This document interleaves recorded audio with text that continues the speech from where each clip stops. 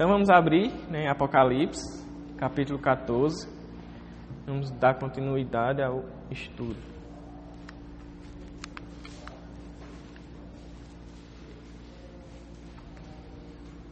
Apocalipse, capítulo 14, a partir do versículo 14. Diz assim: Olhei, e diante de mim estava uma nuvem branca, e, assentado sobre a nuvem, alguém semelhante a um filho de homem. Ele estava com uma coroa de ouro na cabeça e uma foice afiada na sua mão.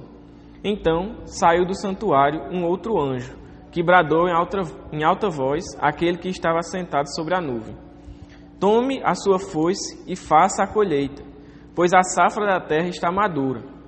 Chegou a hora de colhê-la. Assim, aquele que estava sentado sobre a nuvem passou sua foice pela terra, e a terra foi ceifada. Outro anjo saiu do santuário dos céus, trazendo também uma foice afiada.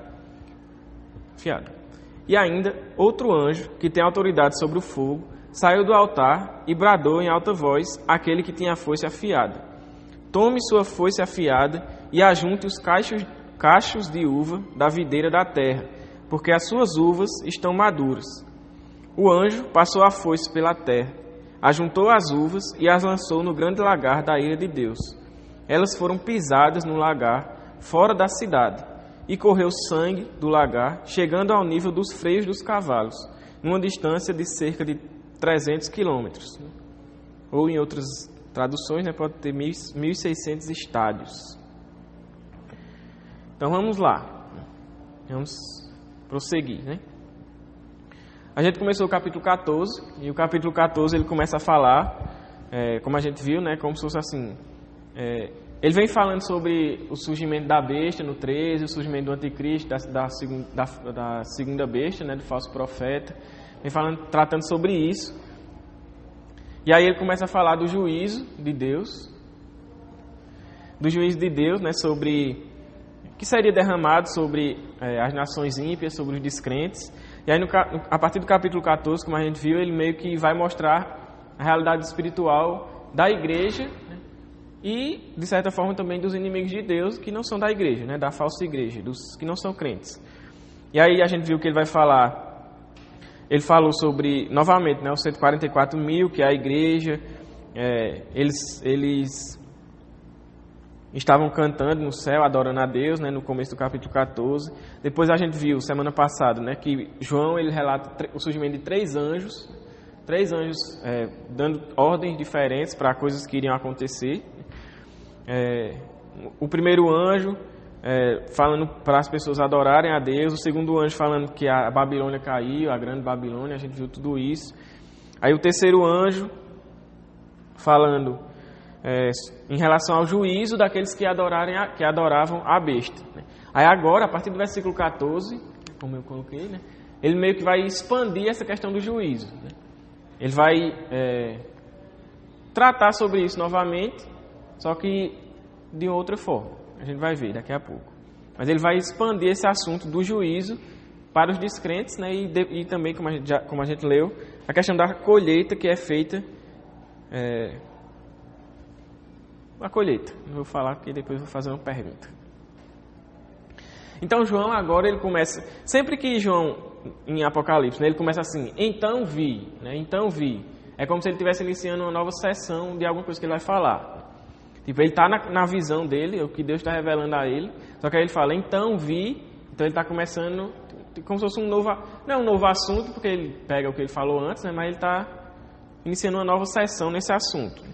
E aí ele começa essa nova sessão, como eu falei, para expandir esse assunto do juízo, que ele já vinha falando anteriormente. Principalmente nos versículos anteriores, a partir da fala do terceiro anjo e para frente. E aí o que é que ele diz no versículo 14?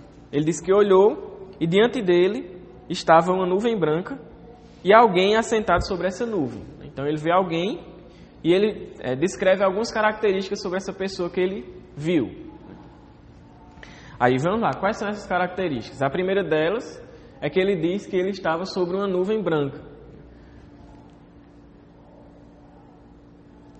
Essa ideia, tanto... Vou passar o próximo, porque essas duas estão ligadas, né?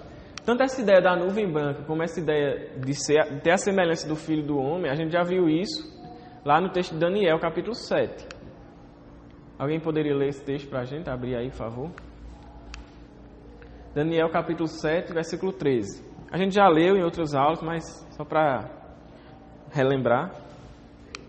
7 e 13.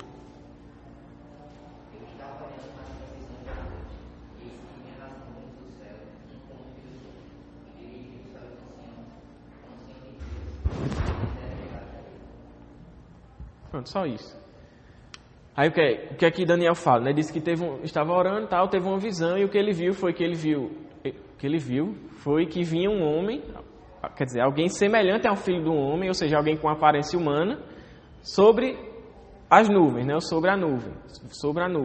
E a gente sabe que essa visão de Daniel é de Cristo. É Cristo vindo sobre as nuvens, né? E toda a descrição que Apocalipse também faz. Então a gente já tem uma relação aí, né? Aí, além disso, existem algumas peculiaridades em relação a essa nuvem. Por quê? Em primeiro lugar, aqui em Apocalipse, ele enfatiza que essa nuvem é uma nuvem branca. Por exemplo, lá em Daniel, ele não diz que é uma nuvem branca, ele só diz que é nuvens, né? Então, essa ênfase de João em dizer que essa nuvem é branca, né, talvez seja para que ele traga essa ideia, tanto, a gente já viu, né, que é a cor branca, a gente já viu em outros momentos. A cor branca ela representa tanto questão de pureza e justiça, como também a questão da vitória, que foi o que a gente viu, por exemplo, quando a gente estudou sobre o primeiro cavaleiro, né, dos 4 cavaleiros do Apocalipse, que o primeiro era branco, ele vinha branco, né, justamente nesse intuito de vencer, né, e até o texto fala que ele vem para vencer. Então, o branco tem essa ideia. Então, o que aparenta aqui é essa semelhança de homem, essa pessoa, né, que vem nessa nuvem. Uma das características dela que é enfatizada é tanto essa questão de pureza e justiça, como essa questão dele vir vitorioso.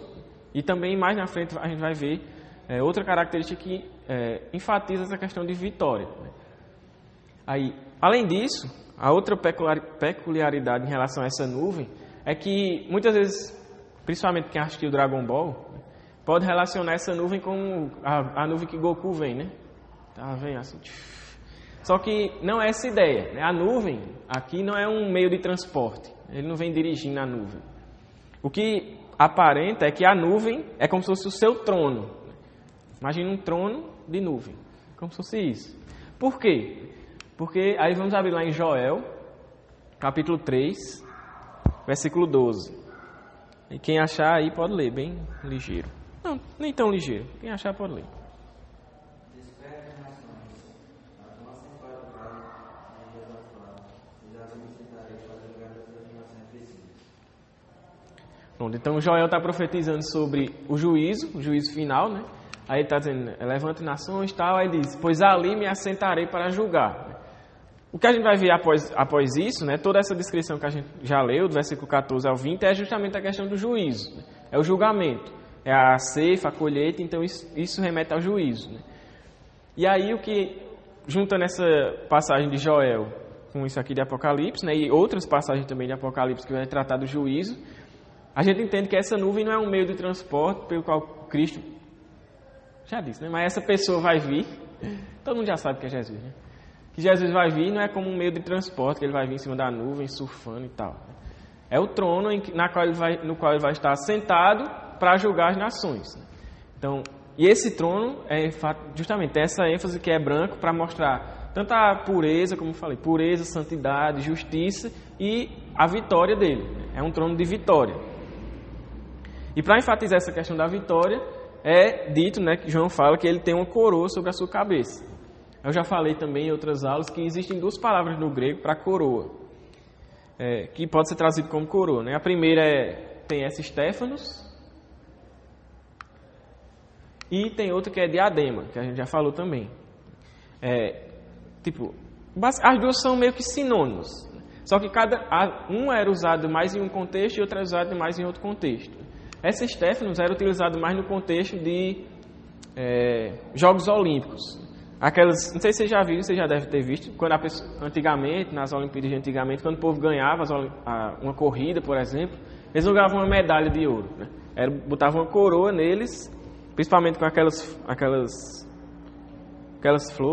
folhas, né? Aquelas plantazinhas que era, se não me engano é de louro, sei lá. Então aquilo indicava que ele foi o vencedor, né? Aquela coroa. E essa palavra Stéphanos era usada para isso. Então essa questão da coroa, usando essa palavra Stéphanos, vai mostrar justamente essa questão de Cristo vir vitorioso. Ele vem vitorioso para julgar. E é o que ele fala, por exemplo, aos seus discípulos, quando, por exemplo, na questão lá da grande comissão, né? Mateus 28. Ele diz, toda a autoridade me foi dada nos céus e na terra. Por que toda a autoridade foi dada? Porque ele venceu, né? Ele cumpriu o que ele veio fazer, ele venceu a morte, ele venceu o diabo, ele venceu os principados e potestades, os anjos maus. Então, ele, pela sua vitória na cruz, ele ressuscitou, e então toda a autoridade foi dada a ele. Então, ele vem com essa coroa justamente para dizer, eu sou vencedor, eu tenho autoridade para julgar, que é o que ele vem fazer aqui. Aí, além disso, que aí é uma característica diferente, que ainda não foi falado sobre Cristo. Eu ia perguntar quem é esse homem, mas todo mundo já sabe que é Jesus, né? Então vou dizer que é Jesus não. Porque eu ia perguntar, né? Porque alguns estudiosos vão ficar se perguntando quem é esse homem. E alguns vão dizer que é um anjo que vem. Só que, justamente, quando a gente vê todas essas características e a gente relaciona com outros textos, como a gente fez com Daniel, com Joel e outros textos também do próprio Apocalipse, fica muito claro que isso é Cristo. Tipo, não parece que isso seja um anjo. Fica muito claro que é Cristo. Porque essa denominação, né, filho do homem, em Apocalipse só é utilizada para Cristo, para se referir a Jesus. Né? Então, e Daniel também está se referindo a Jesus. O próprio Jesus fala disso, dele mesmo. Então, tipo, fica muito claro que João está falando que é Cristo, que vem aqui, né, nessa ocasião. E aí Cristo vem nessa situação com uma foice afiada. Né? Uma foice, vocês sabem o que é uma foice, né? Tem aquele desenho da morte, né? Que é a morte, tem uma foice, pronto, é aquele instrumento ali. Esse era um instrumento usado para justamente o que ele vai falar depois, para você ceifar, né? Para você colher a safra lá, a ceifa, né? Então ele pegava e fazia tchá, e pegava os negócios lá. Então era usado para isso. Né? E é para isso que, é por isso que ele vai justamente trazer essa foice, porque ele vai tratar do juízo como sendo a colheita, né? Que a gente já leu, a gente vai falar mais na frente. Então, Cristo ele vem com essa foice. Né? E justamente todas essa descrição que João faz de Cristo vem apontar para essa ação que ele vai fazer, que é o juízo. Então, Cristo vem sobre uma nuvem branca, com justiça, com pureza e vitorioso. Ele é semelhante ao Filho do Homem, né? Então as profecias, por exemplo, como a gente leu de Daniel e da de Joel, que ele vem para julgar. E aí ele tem uma coroa dourada que enfatiza a questão da vitória, e ele vem com uma foice. Então todas essas figuras embasam o que ele vem fazer, que é o juízo. Ele vem exercer o juízo. E esse juízo aqui é o juízo final. No final a gente vai ler uma coisa que Hernandes Dias Lopes fala, né? Mas esse juízo aqui é o juízo, é o que a gente já vem falando, né? A gente também já falou na aula passada. E aqui o que se trata é do juízo final. O último juízo, onde Cristo vai separar os que são dele e vai levar para o céu, para a vida eterna, né? E os que não são, para o lagar da ira de Deus, como a gente leu. Aqui não tem mais solução, né? Ou é de Deus ou não é. Acabou-se. E o fato dele enfatizar que a foice está afiada, né, é para mostrar tanto o caráter decisivo quanto o poder desse juízo de Deus, que Cristo vem exercer. Né? Então é uma foice afiada, não é uma foice cega. Ela não vai bater e, eita, não pegou ali porque está cega. Não, ela está extremamente afiada e extremamente... esqueci a palavra. Vou dizer útil, né? Não é eficaz, pronto, essa palavra, extremamente eficaz no que ele vai fazer. Se ele lança a foice para ceifar, aquilo que ele ceifou vai ser ceifado. A foice não está cega, né? Ela está afiada. Então ele vai usar ela da melhor forma possível, né? Vai julgar. Então isso mostra justamente esse poder, esse caráter decisivo do juízo que Cristo vem exercer. Então, né, Jesus vem para julgar, né? A gente já sabe que esse é Jesus e o que ele veio aqui, o que ele vem fazer aqui nesse contexto é julgar. Aí João começa a falar, eu coloquei outro anjo 1, né? Porque ele vai falar outro anjo, então ele vai falar de 3 outros anjos. Então aqui esse é o outro anjo 1. Ele aparece no versículo 15, e ele diz assim, né? Então saiu do santuário um outro anjo. Aí isso também, o que é que esse outro anjo faz? Ele brada em alta voz para aquele que está sentado sobre a nuvem, Cristo, dizendo: tome a sua foice e faça a colheita, pois a safra da terra está madura, chegou a hora de colhê-la. Aí isso aqui, essa questão esses verbos que o anjo usa é no imperativo, então é uma ordem. Aí as pessoas ficam pensando: oxe, mas um anjo vai dar ordem a Cristo? Então esse daí não deve ser Cristo, né? Esse é um argumento que é usado para as pessoas por exemplo, não atribuírem essa figura de alguém semelhante ao Filho do Homem a Cristo. Mas só que existe um detalhe importante. De onde é que esse anjo vem? Vejam toda a figura que João está observando, né? Tem Cristo assentado no trono, e aí vem esse anjo para dar ordem a Cristo. Mas de onde esse anjo veio? Veio, né? Do santuário, do templo. E quem é que está no templo? Assentado no trono? Deus. Então o anjo não está levando uma ordem dele mesmo. Ele está levando uma ordem de Deus, do Pai, vamos dizer assim. Vamos dizer assim, a vontade do Pai é a vontade do Filho. Então, vamos dizer assim, né? Se o Pai deseja isso, o Filho obedece. Não, ele não está obedecendo ao anjo. Ele não está obedecendo à ordem do anjo. Ele está obedecendo à ordem que o anjo está trazendo de Deus. Então,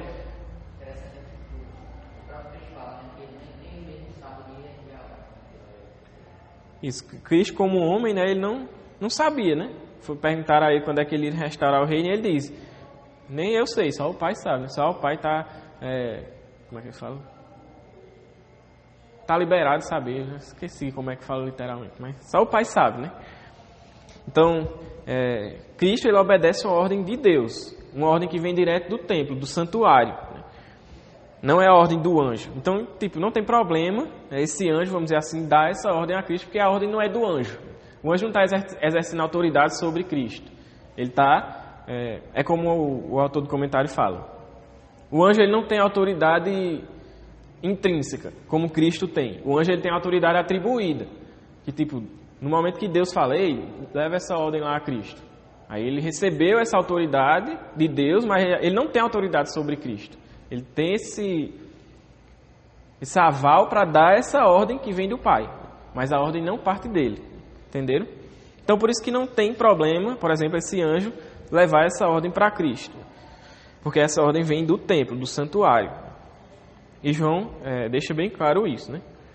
Então esse anjo, ele sai do templo, sai do santuário, de onde está o trono de Deus.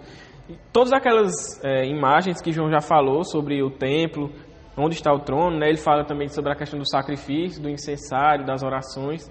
Então é de lá que sai esse anjo, de diante do trono de Deus. Então ele sai de lá, dá essa ordem a Cristo, né? Para que ele realize a primeira colheita. Aí por que a primeira colheita? Porque tem a segunda. Né? Aí qual é essa primeira colheita? Né? Aí ele fala no versículo 15, né?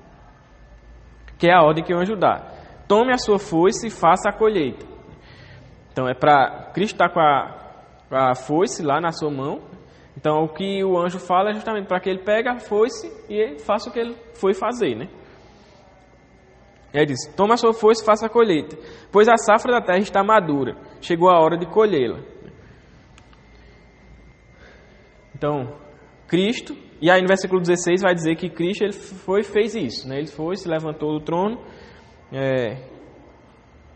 Não fala que ele se levantou, né? Mas a figura, sei lá, a pessoa imagina que ele se levantou, né? E aí ele foi, pegou com a foice, lançou a foice e fez a colheita. Então, o que é essa colheita? O que é essa primeira colheita? Né? Como eu falei, existem duas colheitas. Aí, alguns estudiosos, eles vão dizer que essas duas colheitas são a mesma coisa, se referem à mesma coisa, só que de formas diferentes. Só que o que parece é que não é bem assim. O que parece é que são duas colheitas diferentes. Né? Por quê? Aí vamos para os argumentos. Né? Por que seriam duas colheitas diferentes? Primeiro, no versículo 15, quando ele fala, né? Faça a colheita, pois a terra está madura, chegou a hora de colhê-la. Quando ele fala madura aqui, nesse sentido de que a safra está madura, né? Os grãos, tudo está maduro, a palavra que ele usa aqui, no original, lá no grego, é uma palavra que se refere à maturação do trigo. É como se ele estivesse dizendo assim, literalmente, se fosse traduzir literalmente, é tipo ressecado. É como se ele tivesse ficado ressecado. Ou, como é que ele fala? Tem outra palavra, deixa eu ver se eu botei aqui. Amadurecido, né? O ressecado. Então, e essa palavra era utilizada para se referir ao amadurecimento do trigo. Porque quando o trigo amadurece, ele tem essa aparência meio de ressecado lá, né? Não sei, eu nunca vi um trigo pessoalmente, mas o que aparenta é isso, né? Ele fica meio amarelado, né? Sei lá. Então, essa palavra indica justamente essa questão do trigo maduro. E sempre que a gente vê, não sempre, né? Mas a grande maioria das vezes que a gente vê trigo sendo relacionado com essa questão de colheita e Cristo vem realizar essa colheita, o trigo se refere aos crentes, à igreja. Quando Jesus fala lá do joio do trigo, né, que ele vai separar e tal, o joio do trigo, etc., no final. Outras passagens, até no Antigo Testamento, também vai falar sobre essa colheita do trigo. Né. Então, essa imagem do trigo está maduro, mostra que é como se ele estivesse se referindo a um grupo específico, que, por exemplo, poderia ser esse grupo relacionado com o trigo. E na Bíblia a gente vê que o trigo é relacionado com os cristãos em algumas passagens, né? Principalmente nessa questão da colheita. Até naquela passagem, quando Jesus fala a ceifa, parafraseando, eu não lembro exatamente, mas a ceifa está madura, né? Chegou a hora de colher. Aí, ore para Deus mandar trabalhadores, porque a ceifa é grande e os trabalhadores são poucos. Aquela passagem lá do Evangelho. Não lembro exatamente. Acho que é Mateus, em alguma parte. Mateus, eu acho. Sei lá. Mas aquela figura é justamente a questão do trigo também que ele está falando. Então, o primeiro ponto que a gente tem para diferenciar essa colheita da outra, que vai vir depois, é que essa daqui se refere provavelmente à colheita de trigo. E na outra, como a gente já leu, ele fala literalmente que é colheita de uvas. Ele vai colher uvas. Então, são coisas diferentes. Aí, além disso, o que a gente vê de diferente, tanto da primeira colheita para a segunda, que João descreve aqui, é que nessa primeira não há uma indicação de juízo. Como assim? Ele não diz assim, pegue o trigo que está maduro, né, ou pegue a ceifa lá que está maduro e jogue no fogo para ser queimado. Ou então, e jogue não sei aonde para ser pisado, algo do tipo. Como ele faz na questão das uvas. Quando ele vai falar da colheita das uvas, ele diz o quê? Colha as uvas, coloca lá no lagar da ira de Deus para ser pisada. Então, tem esse aspecto diferente, né? Em relação ao trigo, ele diz que é para fazer só o quê? Só colher. E quando ele diz colher, ceifar, né? E tipo, juntar para ele. E em relação às uvas, o que ele não fala isso. Ele fala para que o cacho de uva, as uvas, né, sejam ceifadas, sejam colocadas juntas e jogadas no lagar para ser pisadas. Então existe essa diferença. As uvas, existe um indicativo claro que as uvas elas vão ser pisadas. E elas vão ser pisadas aonde? No lagar da ira de Deus. Então é claramente o juízo divino sobre as uvas, vamos dizer assim. Só que em relação ao trigo e essa primeira colheita não existe essa indicação de juízo. Ele só diz para que seja colhido. Então o que aparenta é que são duas colheitas diferentes. E essa primeira colheita aqui, como a gente falou, tanto a questão do trigo como essa questão de não haver juízo para essa primeira ceifa, vai indicar que essa primeira colheita que ele vem realizar é dos crentes, é da igreja. Então Cristo, ele vai vir com a foice e vai colher, vamos dizer assim, juntar para si o trigo, a igreja. Então essa primeira colheita se refere no juízo final, né, quando Cristo separar, vamos dizer assim, a igreja da não igreja, o joio do trigo, por exemplo, e ficar com o trigo lá para ele, né, e tal. Então essa primeira colheita, né, se refere a isso. E pode também ser que exista uma referência com o que ele fala lá no versículo 4 do capítulo 14, que a gente leu, né, que ele fala que estes são os que não se contaminaram com as mulheres, pois se conservaram castos e seguem o Cordeiro por onde ele quer que vá. Foram comprados dentre os homens e ofertados como primícias a Deus e ao Cordeiro. Aqui ele está falando dos crentes, os que não se contaminaram e tal com as mulheres e com a prostituição que o anticristo vem trazer, de idolatria e etc., mas se mantiveram firmes, né, seguindo o Cordeiro, né, a Cristo. Então eles dizem que eles são entregues, ofertados como primícias. E quando a gente estudou sobre isso, a gente viu que as primícias seriam... essa questão das primícias era a oferta dos primeiros frutos, né, da colheita. Então os primeiros frutos eram ofertados a Deus como gratidão e tal. Foi mal. Então, é isso, né? Pode existir essa referência, até porque João está no mesmo, vamos dizer assim, na época de João não existia essa divisão em capítulos, né? Era um texto corrido, mas João está tratando, vamos dizer assim, do mesmo assunto. Então pode ser que tenha essa referência, né? Beleza? Entendido até aí?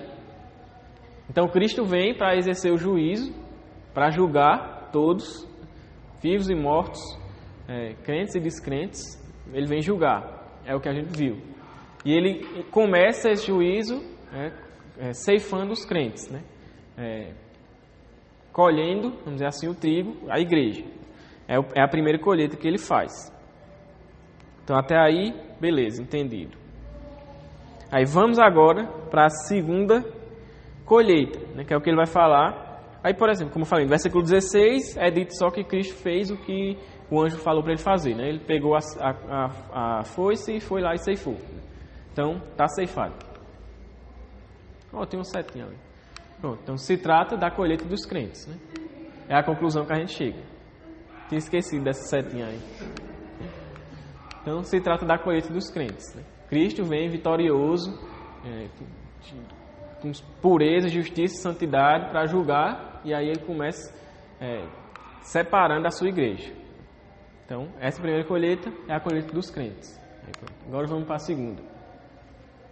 Aí agora João vai retratar uma outra colheita, e aí ele começa falando um outro anjo. Aí esse outro anjo, como o nome indica, né, parece ser outro anjo diferente dos que ele vinha falando, né? Então é outro anjo. Aí eu tenho outro anjo 2, né, para diferenciar do outro anjo 1 que tinha sido antes. Aí esse outro anjo 2, o que é dito dele? Que ele também sai do santuário dos céus, só que ele, diferente do primeiro, ele não traz uma ordem, ele vem trazendo com ele uma foice afiada. Do mesmo jeito que Cristo tinha a sua foice afiada, esse outro anjo, ele sai do santuário. Quando João falar aqui, nesses dois versículos, que o anjo ele sai do santuário, sai do templo, entendam que ele está saindo sob a autoridade de Deus. Ele está indo debaixo do mandamento de Deus, né, que vem do trono.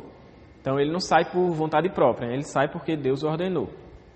Então ele sai do santuário com essa foice. A gente já entendeu que a foice está relacionada com a questão do juízo. Então esse anjo ele sai diante de Deus para exercer juízo com a foice. E a foice é a mesma que Cristo tinha lá, né? É a mesma palavra, tudo, até afiada é a mesma coisa. Então, esse anjo ele sai sob a autoridade de Deus para julgar.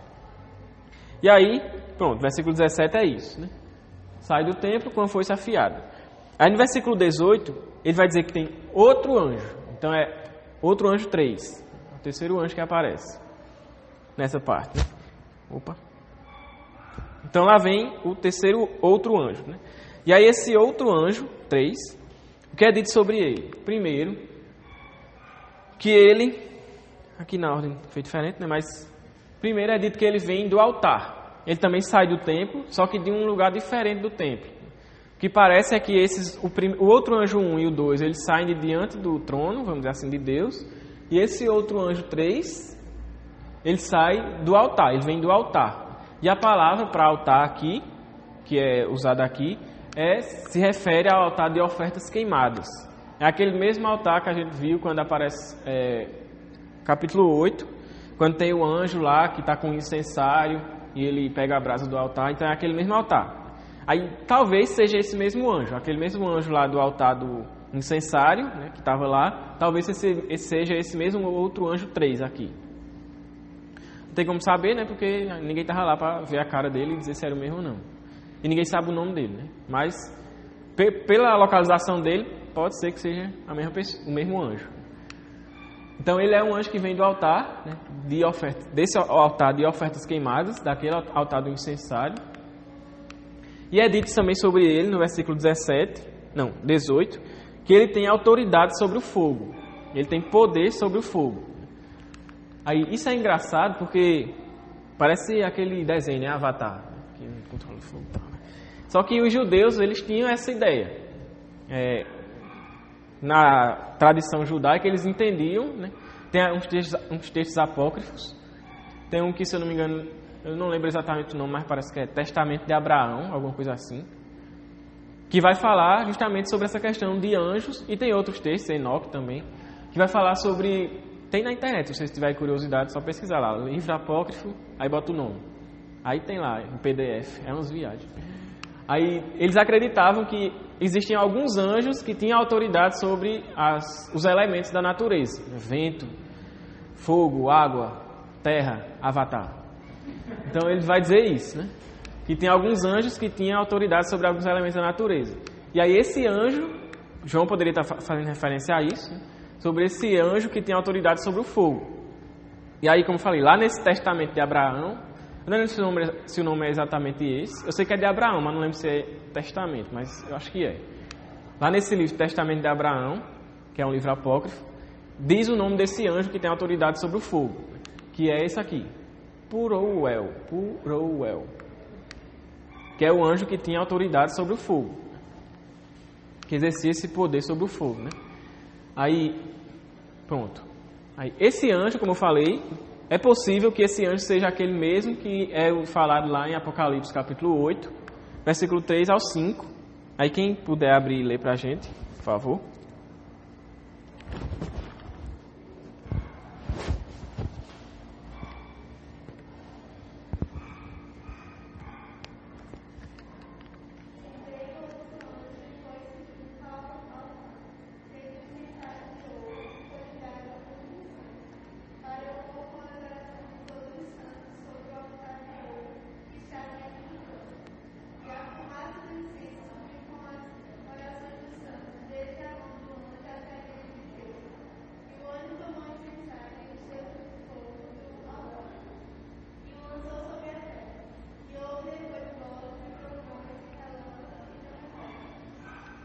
Pronto, então, esse anjo que fala lá no capítulo 8, nesses versículos 3 ao 5, é o anjo que estava lá no altar, com o incensário na mão, né, nesse altar de ofertas queimadas, com o incensário na mão, para oferecer essa oferta de incenso a Deus, que era uma referência às ofertas de incenso do Antigo Testamento, né, que os sacerdotes faziam e tal. E aqui João diz que o incenso são as orações dos santos. E aí, usando essas referências, pode ser que esse anjo seja esse anjo aqui, Purouel, que é chamado de Purouel, nesse testamento de Abraão, e seja esse anjo que tem autoridade sobre o fogo, porque ele vem do altar lá de ofertas queimadas, né? Então, calma. Então pode ser que seja esse mesmo anjo, né? Aí, isso é uma coisa interessante, muito interessante, porque e também nesse texto de Apocalipse ele fala, né, que esse anjo ele pegou lá o fogo do altar e jogou sobre a terra, né? Então mais uma referência dele ter autoridade sobre o fogo e tal. E aí nessa ocasião o fogo se referia ao juízo de Deus sobre a terra. Aí uma coisa interessante é que se a gente for ligar esse texto do capítulo 8 com esse que a gente está lendo agora, né, no capítulo 14, o que parece é que esse anjo que estava lá no altar, né, com o incensário, ele recebeu as orações dos santos, que eram o incenso, né, as orações dos santos. Ele ofereceu aquela oferta a Deus, né, queimou o incenso, ofereceu a Deus, subiu com um aroma suave e tal. Então ele ofereceu aquele incenso a Deus, e o que parece, a gente até viu na ocasião, né, que essas orações poderiam ser orações são as orações dos crentes, mas poderiam ser as orações, poderia estar se referindo à questão das orações dos mártires, que é visto lá no capítulo 6, que os mártires oram dizendo, parafraseando, ó Deus, quando é que o Senhor vai vir julgar? Quando é que o Senhor vai fazer vingança pelo nosso sangue? Então pode ser que seja essa mesma oração. E aí, como essa oração foi apresentada por esse anjo no altar, imagine a cena, né? Esse anjo está lá com as orações dos santos, que é a oração por justiça, por Deus vir exercer o seu juízo sobre os ímpios, sobre os perseguidores, sobre os homens maus. Então esse anjo oferece essas orações a Deus no altar lá de ofertas queimadas. Deus recebe essa oração, essas orações como aroma suave, que é o que acontecia quando era oferecido a oferta de incenso. Deus recebia como aroma suave, agradável. E aí, quando ele recebe essa oração, ele responde. Fazendo o quê? Justamente trazendo o juízo, que é o que ele vai falar mais adiante. Então as orações dos santos é para que Deus exercesse o juízo sobre os homens maus, e Deus, ao receber essa oração vindo desse anjo que estava lá no altar das ofertas queimadas, ele responde essas orações, justamente levando juízo para os ímpios, que é o que ele vai falar agora a partir do versículo 18. Então isso tudo monta uma cena assim que você consegue, de certa forma, visualizar tudo isso acontecendo. Um anjo, talvez se você não quiser ver um anjo, você não sabe como é um anjo, né? Aí você imagina uma pessoa indo lá no altar, queimando um incenso, Deus recebendo aquilo, e respondendo às orações, né, que foram entregues a ele.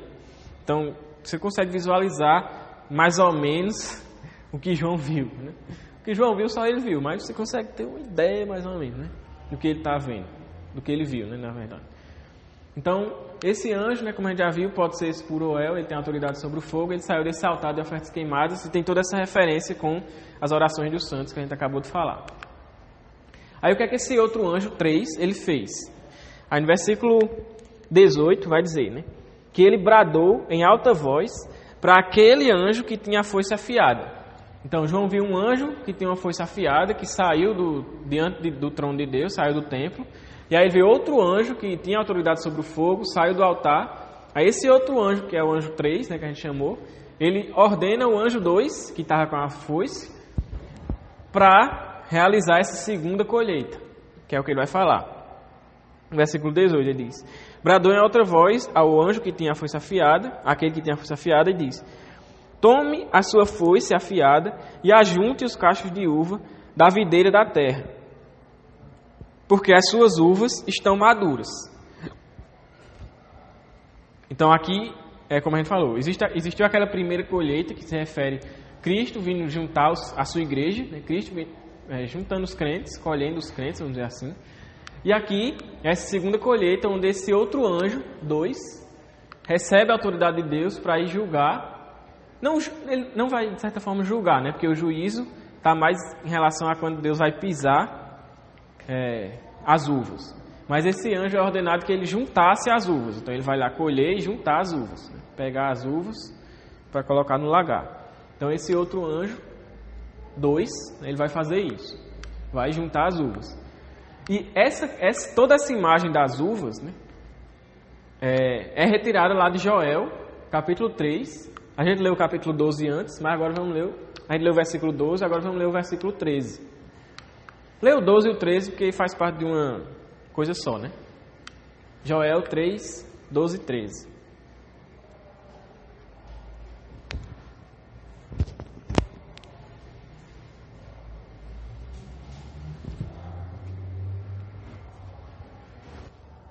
Pode ler aí quem achou.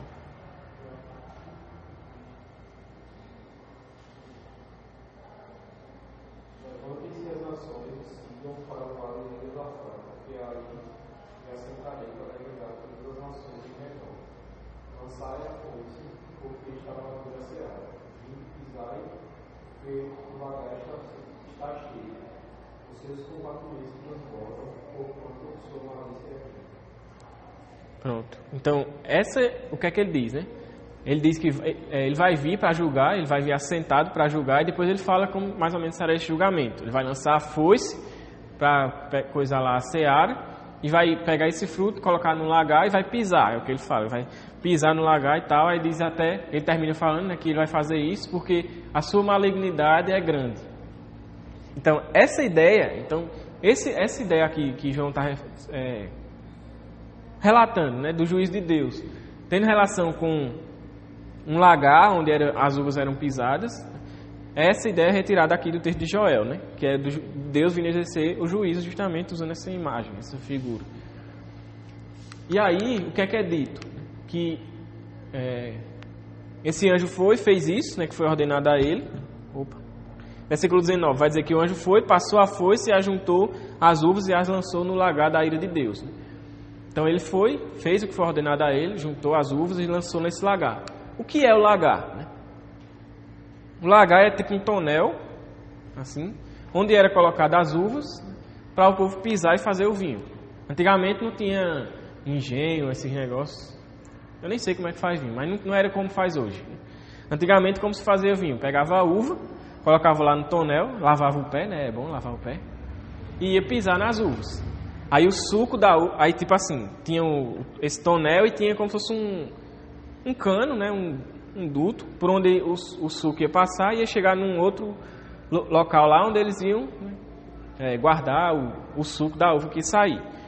Ia, sei lá, fazer os processos lá de fermentação, talvez, sei lá. Mas então, nesse lugar, nesse lagar, era onde as uvas eram pisadas. Era colocado as uvas lá para o povo pisar, eles pisavam mesmo ficavam dançando lá e tal. E aí o suco que saía de espremer as uvas escorria para outro lugar e tal, era o vinho lá que eles bebiam, né?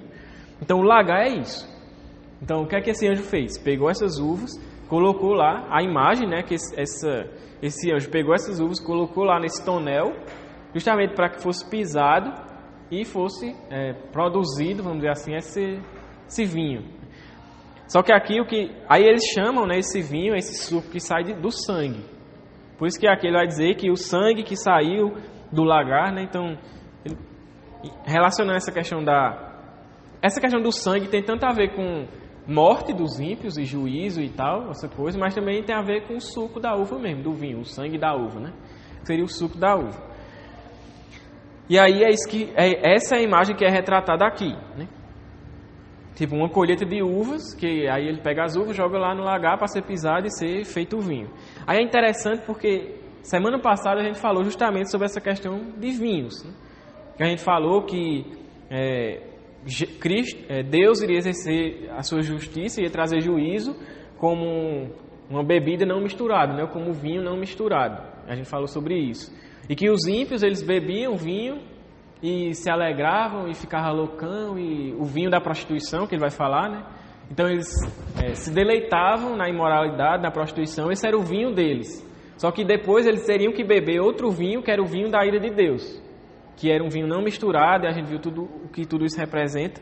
E aí agora é como se ele estivesse dizendo como esse vinho da ira de Deus que eles vão beber estivesse sendo produzido, entendeu?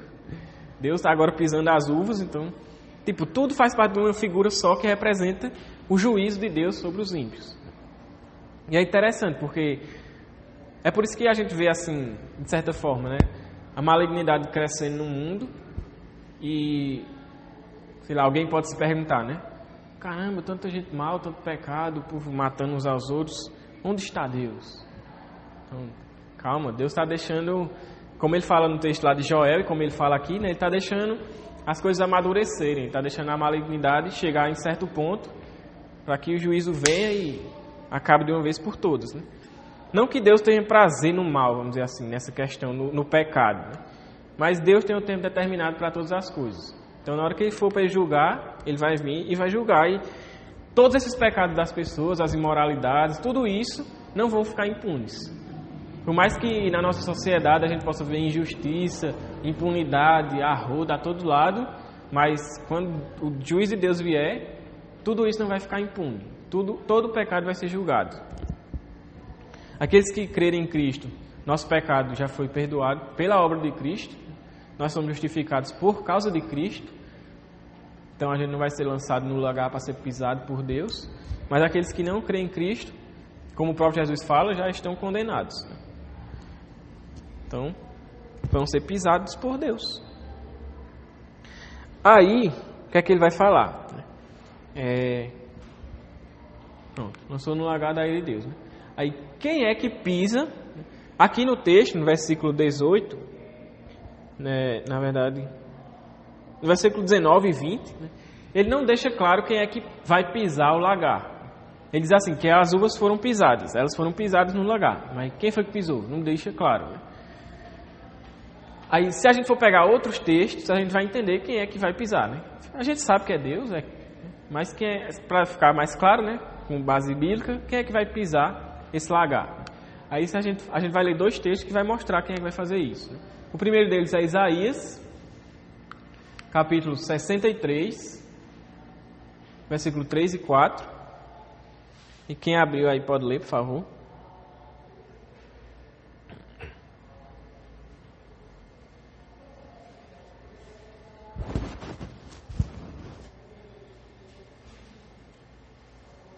Sozinho pisei uvas no lagar, das nações ninguém esteve comigo.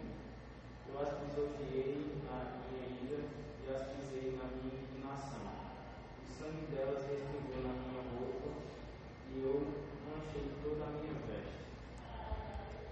Pronto, então isso é Deus falando, né? Através do profeta Isaías.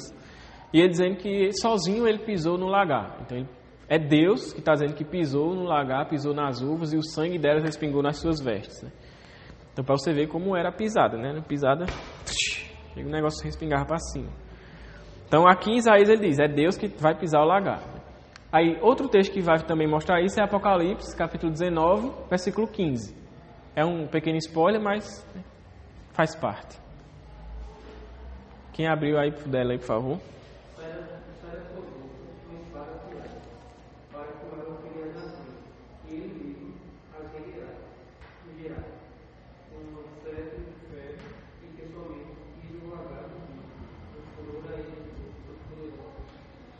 Pronto, então aqui em Apocalipse está se referindo a Cristo. Né? Então ele vai dizer, ele mesmo, ele pessoalmente pisa o lagar.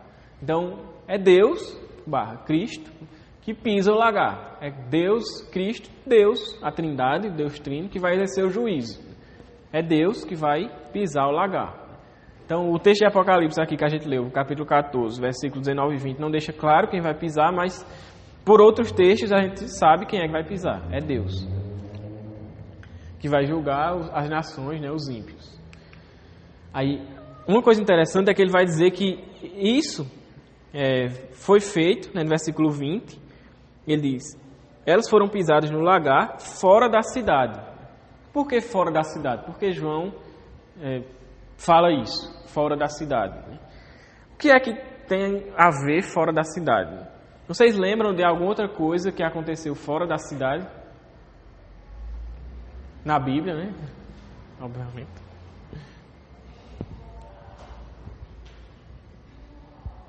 É fácil. Como? Isso, né? A cruz de Cristo. A crucificação foi feita fora da cidade, né? Foi fora de Jerusalém, foi no Gólgota lá. Então, o que é que tem a ver essa questão de fora da cidade? Porque João faz questão de falar isso, né? Porque essa questão de o juízo ser executado fora da cidade, a cidade que ele fala aqui, a Apocalipse já fez referência a várias cidades, né? Roma, Babilônia e Jerusalém. Então essa cidade que ele está se referindo aqui é Jerusalém. Algumas pessoas podem dizer que é Babilônia e tal, mas não é. Aqui é Jerusalém. Por quê? Porque essa questão do juízo ser executado fora da cidade é algo que já vinha desde o Antigo Testamento e que, como Tassi falou, até o próprio Cristo passou. O que indica isso? Indica que é como se aquela pessoa estivesse sendo julgada, ela tem... Como é que colocou aqui? Ela está... Tipo, ela é totalmente, vamos dizer assim, separada de Deus. Deixa eu ver como foi que eu coloquei aqui, que fica mais fácil de entender. Aqui, essa questão de ser fora da cidade enfatiza a rejeição absoluta de Deus para com aquela pessoa que está sendo julgada. Aí você vai dizer, poxa, mas Cristo foi totalmente rejeitado por Deus? Como Cristo pode ter sido rejeitado por Deus? Cristo era inimigo de Deus? Não, mas o que Cristo estava carregando, que eram os nossos pecados, é como a Bíblia diz, fez com que ele fosse maldito. A própria Bíblia diz, maldito é aquele que for pendurado no madeiro. E Cristo fez maldição por nós. Então, nesse momento, Cristo foi julgado fora da cidade porque ele estava carregando os nossos pecados. Não porque ele fosse rejeitado por Deus e inimigo de Deus. Então, essa questão de ser fora da cidade indica isso. Que essas pessoas que serão pisadas fora da cidade, elas receberam rejeição absoluta por parte de Deus. Na Bíblia tem também outros textos que vai mostrar outras pessoas sendo julgadas fora da cidade, né? E justamente tem essa conotação. Então, essa questão de fora da cidade traz essa ideia, né? De que Deus rejeitou essas pessoas não têm parte com Deus e o que está separado para elas é somente esse juízo aí, acabou-se. Não é nem dentro da cidade. Eu fiquei pensando assim, é como se... Eu não sei se é isso, mas o que eu fiquei pensando assim é como se fosse assim. Eu não quero nem que suje a cidade com o sangue desse povo aí. Bota eles lá para fora, para jogar lá fora, para a minha cidade ficar limpa. Né? Fiquei pensando, pode ser isso, né?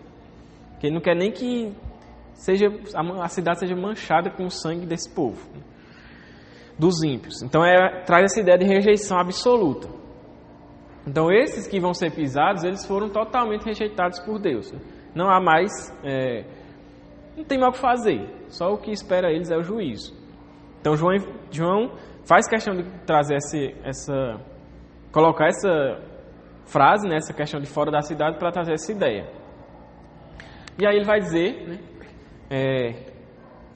que ele foi fora da cidade, e ele diz assim: e correu o sangue do lagar, chegando ao nível dos freios dos cavalos, numa distância de cerca de 300 quilômetros ou 1.600 estádios, né, que ele fala em algumas versões. Aí, que é isso? Vamos lá. Em primeiro lugar, essa imagem que João ele fala aqui, sobre essa questão, até aqui tudo bem, né? Até aqui alguma dúvida? Alguém tem alguma dúvida? Está todo mundo entendendo o que está acontecendo? As uvas estão sendo pisadas, que são os ímpios, que vão ser julgados por causa da ira de Deus, né?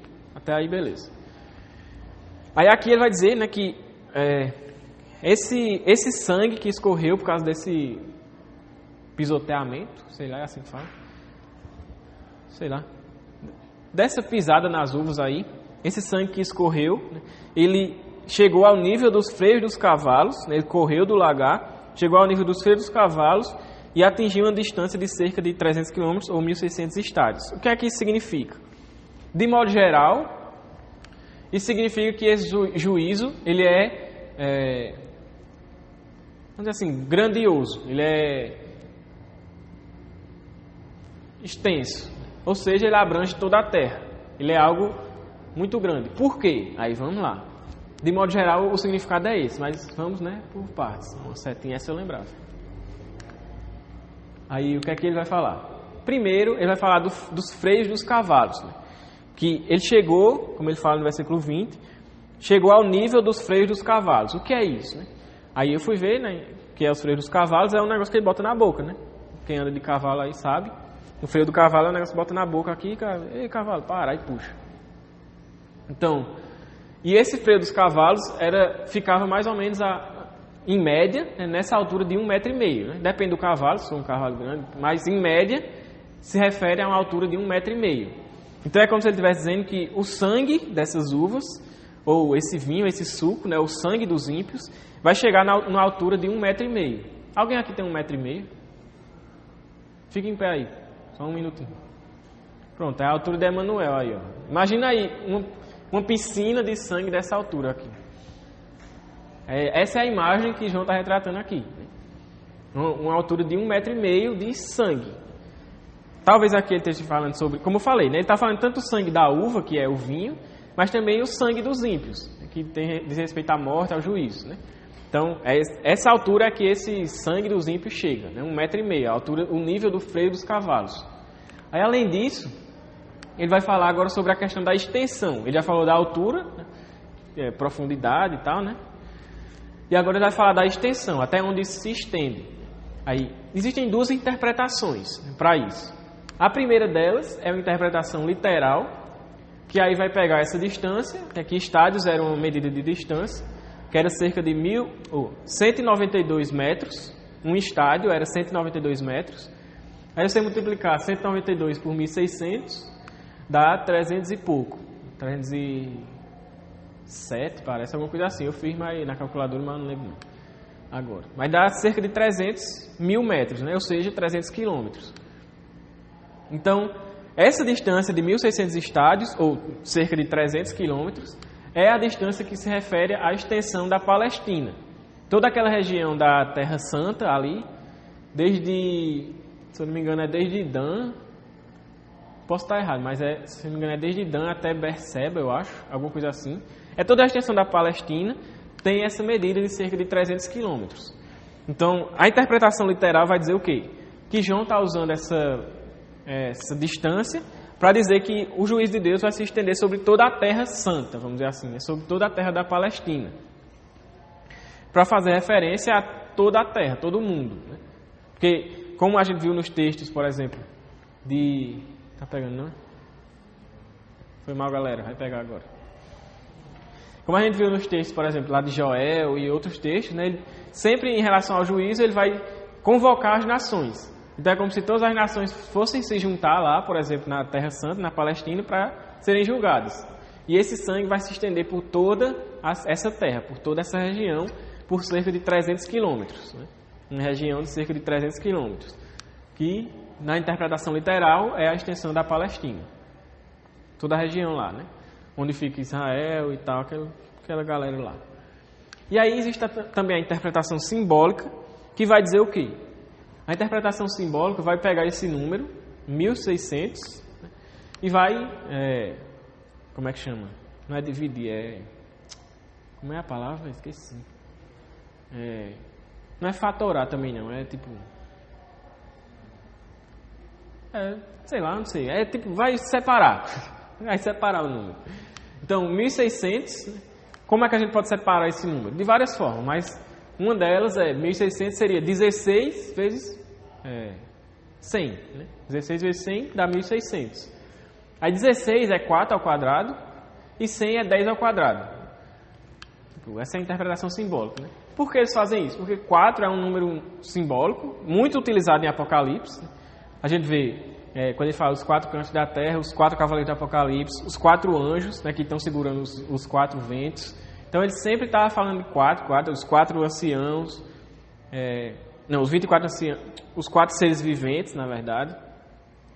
Então sempre tem 4 em alguma coisa ali no meio, ali, 4. Então 4 é um número muito usado em Apocalipse, um número simbólico muito usado em Apocalipse. E 10 também, né? A gente já viu até na questão dos 144 mil, eles usam o número 10, né, para se referir à completude e tal. Então, essa interpretação simbólica vai trazer essa ideia, de que ele pega 4, e aqui 4 representaria os 4 cantos da terra, e 10 seria a questão da totalidade. Né? Então seria, como eu coloquei aqui, os 4 cantos de toda a terra. Né? Então, na interpretação simbólica, o que ele vai entender é que esses 1000 estádios se refere a toda a terra. Todo o mundo, vamos dizer assim. De uma forma geral, é como eu disse, tanto a interpretação literal como a interpretação simbólica representam a mesma coisa, que é o juízo sobre toda a terra, de uma forma geral. Porque, como a gente falou, essa questão da Palestina aqui, da interpretação da Palestina, é como se ele estivesse usando a Palestina para representar o mundo todo. Né? Então, de forma geral, como eu falei, o que essa imagem representa é que o juízo de Deus virá sobre toda a terra. Então não há escapatória. Não vai ter ninguém que vai conseguir se esconder do juízo de Deus numa caverna. Né? Porque tem até um pessoal que acredita o seguinte. Tem um pessoal que acredita literalmente nisso. Né? Que é assim. E eles estão tomando providências para isso. Eles estão construindo bunkers. Não sei se você sabe o que é bunker. É tipo um abrigo embaixo da terra. Né? Todo... como é que chama? Estou esquecendo as palavras. Todo estruturado lá, todo revestido, né, com metal pesado para resistir a tudo praticamente. Para que quando eles virem que o Apocalipse está chegando, o juiz vai vir, eles se esconderem do bunker, aí guarda comida lá dentro, guarda mantimento e tal, para quando eles perceberem que o juiz acabar, eles saírem e dominar a terra. Essa é a ideia deles, né? Desse povo que acredita nisso. Então eles acham, né, que vão conseguir se esconder do juiz nesse bunker. E quando o juízo acabar, eles vão ficar com a terra, né, e vão governar a terra. É como se fosse, por exemplo, aqueles filmes que tem pós-apocalíptico, né? Que o povo sobrevive ao apocalipse de alguma forma e depois só tem uma terra deserta quase sem recurso nenhum, quase sem nada, e sobrevive lá do jeito que dá, né? Então é como se a ideia que eles acreditassem fosse essa. Tem umas pessoas que acreditam nisso. Só que, pelo que a Bíblia diz, não existe isso. Pode se esconder no bunker mais fundo que tiver, não existe escapatória do juízo de Deus. O juízo de Deus abrange toda a terra. Todos os seres humanos serão julgados. Tanto os bons, os ímpios, como os justos. Tanto os crentes como os descrentes. Os crentes serão julgados com base no mérito de Cristo. Então, não vão sofrer a ira de Deus, porque foram justificados por Cristo. Mas os ímpios não, vão receber, vão ser jogados no lagar da ira de Deus, vão ser pisados até o sangue escorrer, chegar a 1,5 m de altura e até por toda a terra. Então o juízo de Deus é certo. É até como a gente falou sobre a questão da foice afiada. É um juízo definitivo e é um juízo eficaz. Não tem como fugir. Você pode se esconder num banco e pode ir para Marte se quiser. Pega o foguete lá de Elon Musk, vai para Marte, fica lá. Sobrevive lá uma semana, acho que é o máximo que dá, comendo batata e tomate. E aí você fica lá, tenta escapar lá do juízo de Deus, mas quando Cristo voltar, vai sofrer o juízo de Deus do mesmo jeito, se estiver vivo, né? Que eu duvido muito. Eu não sei nem se o povo vai conseguir ir para Marte, né? São as viagens desse povo. Mas essa é a ideia que João vem tratar aqui. Cristo, ele vem trazer o juízo, Cristo vem vitorioso, sobre a nuvem, assentado na nuvem de glória, de trono, o seu trono de glória, de autoridade, de justiça, de pureza, de vitória. Ele vem julgar as nações, ele separa a sua igreja para ele, e ele julga os ímpios, pisando sobre eles, e todos os ímpios, e não há escapatória. Tanto os que já morreram, a Bíblia diz que eles vão ressuscitar para receber o juízo. Então, Paulo fala lá em Tessalonicenses também sobre a ressurreição, né? Coríntios também, se eu não me engano. Então, não há escapatória do juízo de Deus. Todos vão passar pelo juízo de Deus. Não há escapatória. Toda a terra vai passar pelo juízo de Deus. E quando esse juízo chegar, não tem mais para onde correr. Você não vai sentar dentro do trono de Deus e dizer: Deus me perdoe, porque eu não fui crente na vida todinha, mas agora eu estou vendo que o Senhor vai me julgar e vai me matar, então perdoe aí, por favor. Não. Acabou-se. A oportunidade que você tem é agora, de entregar a vida a Cristo, de crer em Cristo, né? E, reconhecer como Senhor e Salvador, tudo aquilo, né? Crer em Cristo e isso que eu já falei, né? Então, a oportunidade que a gente tem é agora em vida. Depois da morte, também ninguém se converte. Conversão é em vida. Depois da morte, segue-se o juízo. Então, o juízo de Deus é certo, é definitivo, é iminente, como a gente já tem visto em textos, no capítulo 13 e no que a gente vem estudando. A volta de Cristo está cada vez mais próxima, ela é certa, os sinais apontam para isso, tudo indica isso. Para você ver a conjuntura mundial, até falei isso semana passada também, né? Então você vê que parece que tudo está colaborando para a chegada justamente desse anticristo. Parece que tudo está apontando assim, vai aparecer alguém que vai dizer: eu vou trazer paz e tranquilidade, e todo mundo: eita, esse aí, vai adorar esse, pronto. Parece que tudo está apontando para isso, que você vê fome, miséria, desgraça, tudo acontecendo em todo lugar do mundo, só alguém chegar e dizer assim: eu vou resolver tudo. Então, parece que tudo está apontando para isso, e os sinais tudo mostram isso. Tudo aponta para a volta de Cristo, os sinais que o próprio Cristo nos falou, né? Na Bíblia. Então, o juízo de Deus é iminente, está próximo, e o que cabe a nós é somente crer em Cristo, depositar nossa fé nele, nossa confiança e esperança nele, não nessa vida, não ficar apegado a esse mundo, como Jesus fala, não colocar o nosso coração nas coisas desse mundo, porque onde está o nosso tesouro é onde está o nosso coração, mas que a nossa vida seja para Cristo, Cristo seja a nossa primazia, não como uma troca. A gente sabe que a gente não alcança a salvação por obras, nem por barganha com Cristo. Mas entendendo que viver em Cristo é a vida certa, é a forma correta de se viver. e pedir misericórdia a Ele, perdão, se arrepender dos pecados e viver para Ele. Porque não há quem escape do juízo de Deus. E o juízo vai vir. E vai abranger toda a terra. Amém? Então, era isso que a gente ia falar hoje, né? Com isso a gente encerra o capítulo 14. Aí, só para terminar, eu queria só ler uma citação de Hernandes Dias Lopes, que ele fala, antes da gente orar. A gente terminou cedo hoje. Fazer o quê, né? Aí o que é que Hernandes Dias Lopes fala? Sai aqui, moço. O que é que Hernandes Dias Lopes fala? Deixa eu ler. Hernandes Dias Lopes fala o seguinte. Ele termina o comentário desse capítulo, né, e no final ele deixa essa reflexão, né, para o leitor. Ele diz assim: de que lado você está?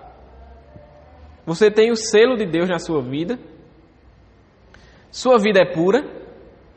Seus lábios são puros? Você está preparado para o dia do juízo? Hoje ainda é dia de oportunidade. Logo, o juízo chegará e então será tarde demais.